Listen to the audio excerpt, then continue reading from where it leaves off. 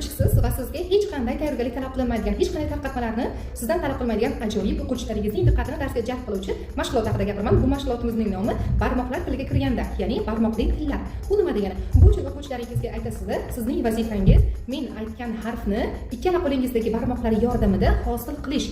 O'quvchilarning vazifasi esa sizga tayyor bo'lgan harfni ko'rsata olishdan iborat. Ya'niki, misol uchun aytishingiz mumkin. Menga R, ya'ni Y harfini hosil qilib bering. Shunda o'quvchilaringiz harakat qilishadi turli xil shakllarni hosil qilishga. Yoki o'quvchilaringizga aytasiz, menga W harfini hosil qiling. Misol uchun mana.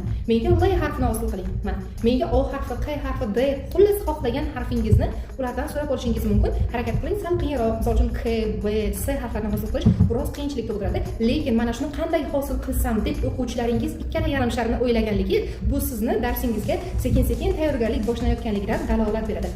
Bu mashg'ulotimiz oddiy tuyuladi, lekin aslida oddiy emas. O'quvchilar tanqidiy fikrlab, qanday hosil qilsam ekan deb albatta bir fikrlashga siz da'vat etgan bo'lasiz. Albatta siz ham bu aktivitamizni sinab ko'ring va o'quvchilaringiz bilan qanday ish berganligini izohlarda qoldirishni unutmang. Bu biz uchun qiziq.